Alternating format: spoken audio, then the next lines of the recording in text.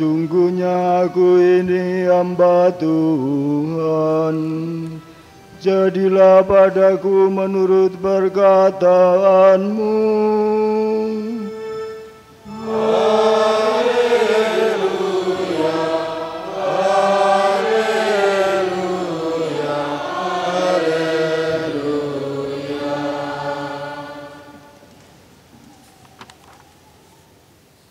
Tuhan bersamamu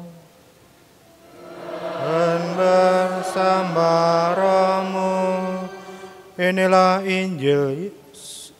Injil suci menurut Santo Lukas. Dimuliakanlah Tuhan. Dalam bulan yang ke-6, Allah mengutus malaikat Gabriel ke sebuah kota di Galilea bernama Nazaret kepada seorang perawan yang bertunangan dengan seorang bernama Yusuf dari keluarga Daud. Nama perawan itu Maria. Ketika datang kepada Maria, malaikat itu berkata, "Salam, hai engkau yang dikaruniai, Tuhan menyertai engkau." Maria terkejut mendengar perkataan itu, lalu bertanya di dalam hatinya, "Apakah arti salam itu?" Kata malaikat itu kepadanya, "Jangan takut, hai Maria, sebab engkau beroleh anugerah di hadapan Allah. Sesungguhnya engkau akan mengandung dan akan melahirkan seorang anak laki-laki, dan hendaklah engkau menamai dia Yesus. Ia akan menjadi besar dan akan disebut Putra Allah yang Maha Tinggi. Tuhan Allah akan mengaruniakan kepadanya tahta Daud, bapa leluhurnya.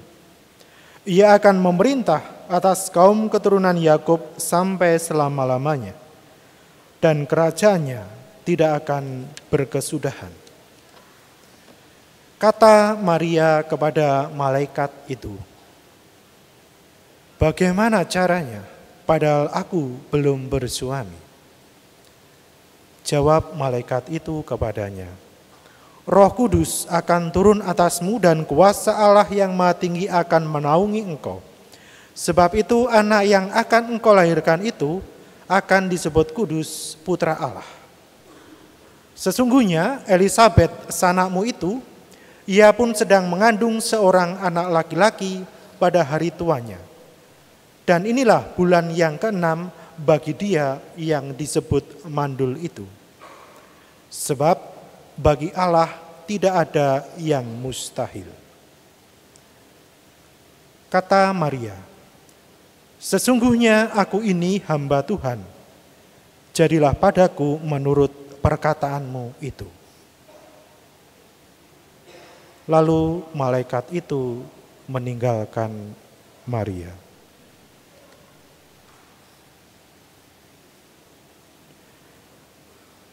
Demikianlah sabda Tuhan.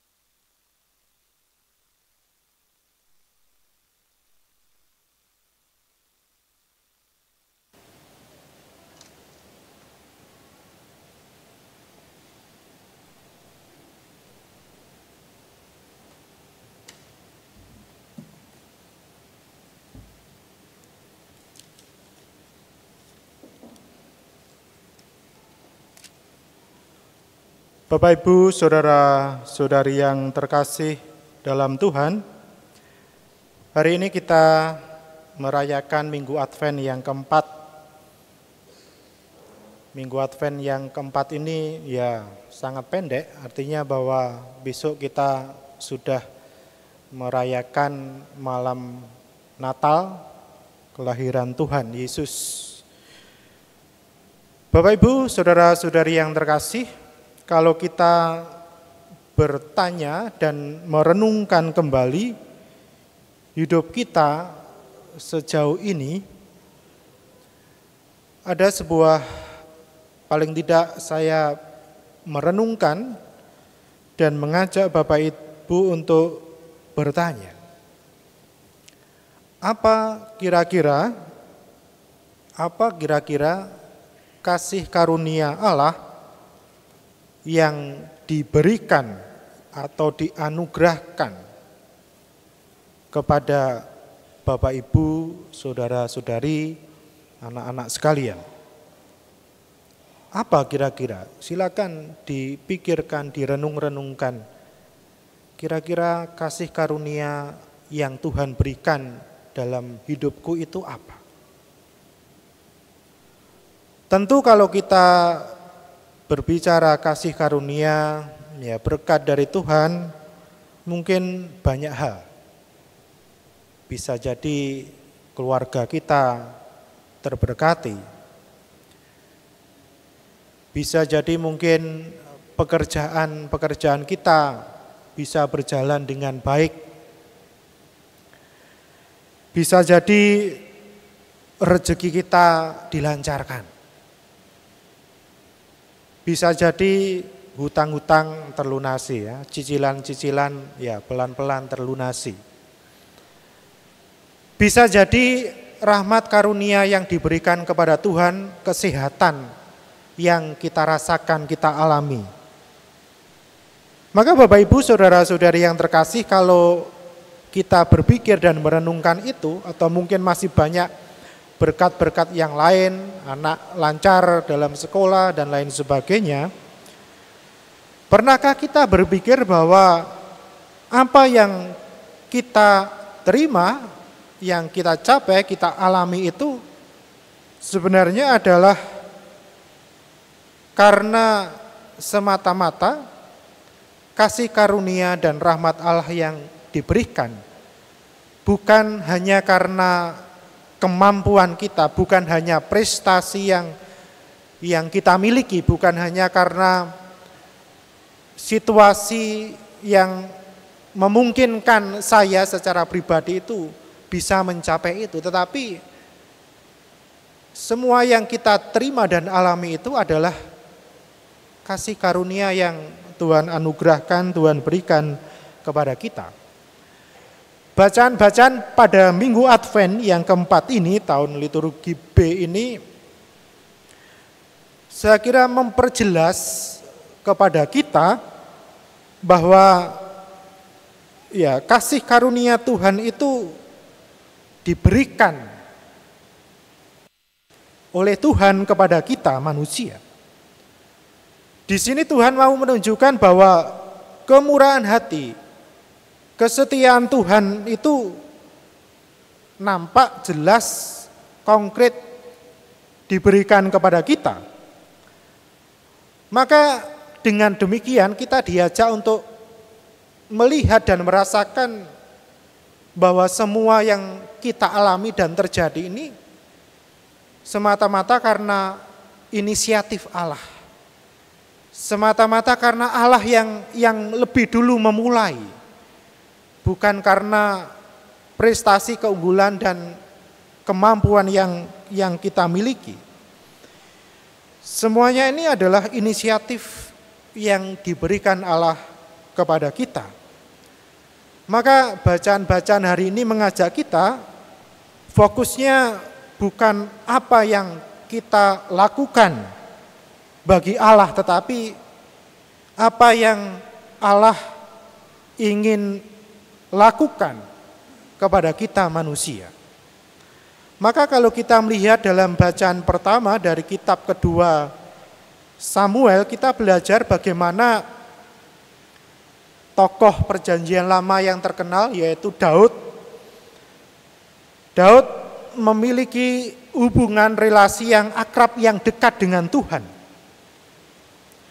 Kedekatan itulah yang menjadikan Daud mampu untuk melewati segala kesulitan dan rintangan dalam hidupnya. Dia dipilih oleh Allah menjadi seorang gembala bagi bangsa Israel. Maka ketika Daud sampai kepada titik kejayaan, ketika Daud sampai kepada prestasi yang luar biasa bagaimana dia memimpin menggembalakan bangsa Israel dan menjadikan dia raja yang kuat, semuanya itu tentu ya karena Tuhan. Bukan karena kuat dan hebatnya Daud secara pribadi. Tetapi kita melihat bagaimana dalam bacaan pertama tadi, seolah-olah Daud merasakan dan prestasi yang dibuatnya itu ya karena dia hebat. Maka di situ dikatakan Daud ingin melakukan sesuatu yang sangat besar bagi Allah. Padahal ya terbalik, Allah sudah melakukan sesuatu hal yang besar bagi Daud. Dia mengatakan ingin membangun bait Allah yang indah sebagai rumah ibadah. Raja Daud, raja yang hebat, raja yang kuat, yang berprestasi telah mencapai banyak hal dalam memimpin bangsa Israel. Namun Tuhan Allah melalui Nabi Nathan mengatakan bahwa Tuhan tidak ingin semuanya itu. Tuhan tidak ingin sesuatu hal dari Daud. Tuhan Allah tidak ingin Daud membangun apapun untuknya. Sebaliknya dikatakan dengan jelas bahwa Tuhanlah yang akan sekali lagi melakukan sesuatu hal yang luar biasa bagi Daud. Dan di masa depan, keturunan Daud akan memimpin umat Allah yang besar. Daud harus melepaskan segala rencana-rencana besarnya. Daud harus keluar dari dirinya dan belajar untuk berserah kepada Tuhan dan mengizinkan Tuhan Allah bekerja bagi dirinya. Bapak, Ibu, saudara-saudari yang terkasih, seringkali dalam hidup kita menerima sesuatu dari orang lain itu tidak mudah. Menerima sesuatu dari orang lain itu sulit. Kita ingin menjadi aktor utama dalam hidup. Kita ingin mungkin menjadi pemberi, pengatur. Kita ingin dipandang, dilihat sebagai orang yang hebat, berprestasi. Membiarkan orang lain memberi kepada kita berarti ya mengakui kebutuhan kita, ketergantungan kita akan orang lain. Di satu sisi kita harus berada di titik itu, bahwa keterbatasan kita, ketidakmampuan kita menjadikan kita harus tergantung kepada orang lain, lebih-lebih tergantung kepada Tuhan. Mungkin kita merasa bahwa membiarkan diri kita itu dianugerahi, diberi, dikaruniai,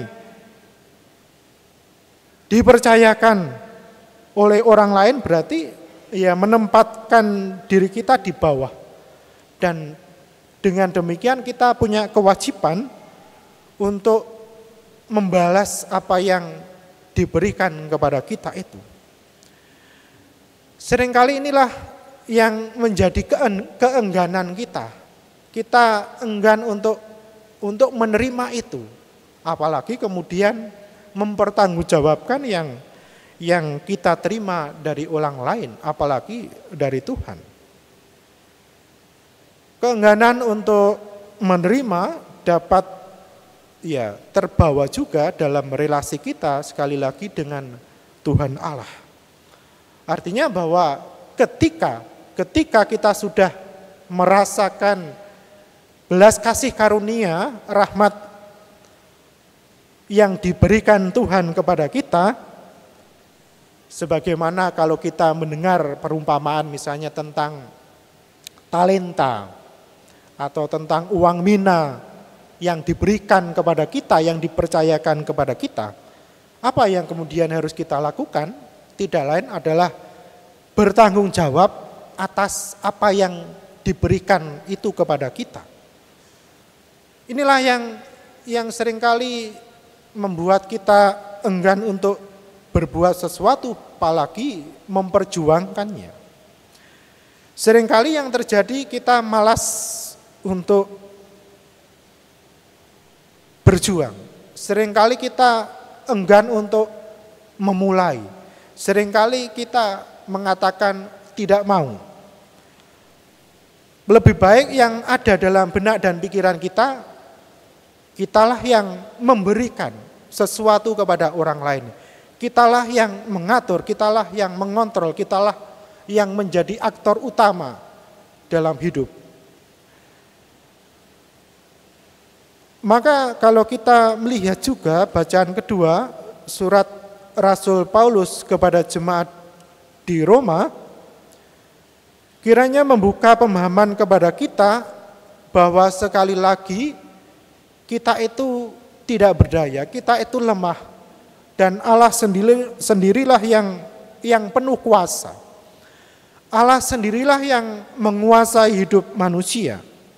Dialah yang memberikan anugerah, memberikan karunia yang besar kepada kita manusia yang lemah. Maka di sini mau dikatakan juga kepada kita bahwa sekali lagi Allah lah yang punya inisiatif pertama dan utama dalam hidup. Bahkan kalau kita merenungkan kisah penciptaan, ya itu semata-mata memang karena kebaikan Allah. Kasih karunia dinyatakan Allah kepada kita. Dan dalam hal ini Rasul Paulus kepada jemaat di Roma dengan tegas mengatakan bahwa rahasia yang berabad-abad lamanya tersembunyi kini dinyatakan kepada kita manusia. Betapa Rasul Paulus begitu kagum akan kebijaksanaan Allah. Selama berabad-abad, selama puluhan tahun, janji-janji Allah itu dinyatakan kepada kita lewat para nabi, para utusan Allah yang diberikan kepada kita. Namun semuanya itu belum sepenuhnya terungkap. Semuanya itu masih tersembunyi dan pada saatnya hari-hari ini kita semakin merasakan bahwa janji Allah itu benar-benar terungkap nyata diberikan kepada kita. Dan para nabi, para utusan yang diutus Allah itu pelan-pelan membimbing kita, menggiring kita kepada iman bahwa Allah sungguh-sungguh menepati janjinya. Bagi kita saat ini, iman kita itu semakin dikuatkan. Iman kepercayaan kita semakin dikuatkan oleh apa? Oleh bukti nyata bahwa Allah hadir di tengah-tengah kita. Bahwa Tuhan Yesus Kristus, Putra Tunggalnya, akan hadir nampak menjadi penyelamat bagi kita. Maka inilah Bapak Ibu saudara-saudari yang terkasih yang perlu kita sadari dan syukuri dalam hidup kita. Sebab Allah sekali lagi mengaruniakan iman kepada kita supaya kita juga ikut serta terlibat menjadi satu dengan Allah yang hadir dalam hidup kita. Maka ketika peristiwa kedatangan Tuhan nanti yang akan kita renungkan dalam peristiwa kelahiran Natal, Allah itu hadir dalam hidup kita. Kehadirannya itu sungguh nyata dalam hidup kita menjadi manusia. Artinya ketika Allah akan datang ke dunia menjadi satu sama dengan kita, maka dengan sendirinya kita pun juga menjadi sama, menjadi satu dengan Allah itu. Inilah karunia, inilah anugerah kasih yang luar biasa dinyatakan kepada kita. Bapak Ibu saudara-saudari yang terkasih, kasih karunia dan inisiatif Allah dipertegas dalam bacaan Injil yang kita dengarkan hari ini. Advent kita melihat beberapa tokoh luar biasa yang kita renungkan. Kalau 2 minggu lalu masa Minggu Advent kedua, ketiga kita merenungkan Yohanes Pembaptis. Hari ini kita merenungkan dan melihat Maria yang menjadi tokoh utama, bahwa kasih karunia inisiatif Allah itu nampak dalam diri Maria. Kita mendengar kisah Maria menerima kabar dari malaikat Gabriel bahwa ia akan mengandung dari Roh Kudus. Maka di situ tadi dikatakan malaikat Tuhan mengatakan kepada Maria, "Salam hai engkau yang dikaruniai, Tuhan menyertai engkau." Lihat bahwa Maria di salam pertama dari malaikat Gabriel itu dikatakan, "Salam hai engkau yang dikaruniai." Dikaruniai apa? Maria mendapat kasih karunia dari Allah bahwa dia akan mengandung Tuhan Yesus, anak Allah, dalam kuasa Roh Kudus dia akan melahirkan Sang Penyelamat. Ya, ini sebuah kasih karunia yang luar biasa yang dialami, yang diterima oleh Maria. Tetapi seperti tadi saya katakan bahwa ya tidak mudah bagi kita untuk menjadi penerima gitu loh. Kita inginnya menjadi pemberi yang utama, aktor utama. Maria juga mengatakan tidak mudah menerima kasih karunia itu dari Allah. Dia mengatakan bagaimana hal ini mungkin? Apa arti salam itu? Dia sulit awalnya untuk menerima itu. Tidak jelas, sulit dipahami bagi Maria. Apalagi tentu ketika dia diberi itu, ya sekali lagi dituntut tanggung jawab atas apa yang dikaruniakan, diberikan Tuhan Allah itu. Tentu memang tidak ada salahnya seseorang kita meragukan atau bertanya, kenapa saya diberi ini, saya dikarunia ini, saya kok mendapat hal yang justru sebaliknya, bukan berkat, tetapi masalah, penderitaan, dan lain sebagainya.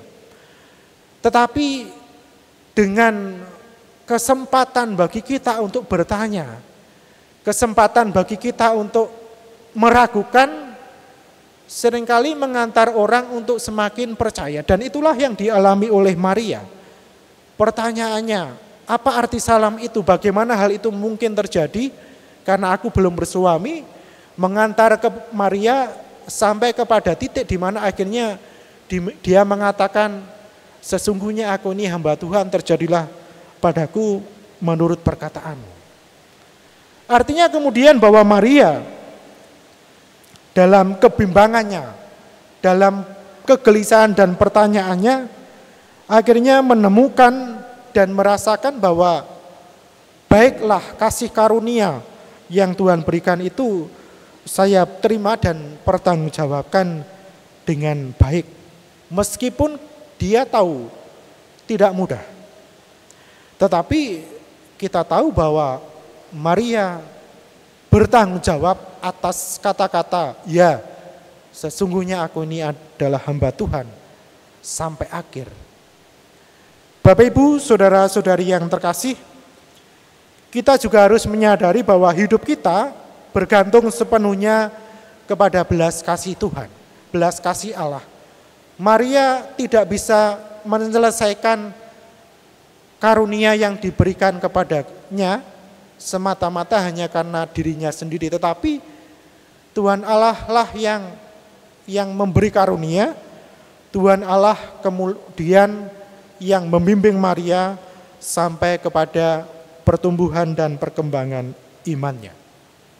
Maka Bapak Ibu, saudara-saudari yang terkasih, Tuhan Yesus sendirilah yang punya inisiatif, Tuhan sendirilah aktor utama dalam hidup kita. Kasih karunia Allah selalu dinyatakan, dianugerahkan kepada kita. Maka mestinya kita bersyukur seraya terus berusaha dalam hidup kita seperti yang dilakukan, diperjuangkan oleh Bunda Maria. Bahwa kita bisa mempertanggungjawabkan, kita bisa mengembangkan kasih karunia yang Tuhan berikan kepada kita. Banyak hal yang mungkin kita alami, kita terima kasih karunia dari Tuhan itu. Tidak mudah seperti yang dialami oleh Maria. Tetapi Tuhan yang memulai itu, Tuhan yang mengawali itu, Tuhan yang menginisiatif, yang memberi inisiatif awal dari kasih karunia, dari sejarah keselamatan yang dimulai dalam diri Maria.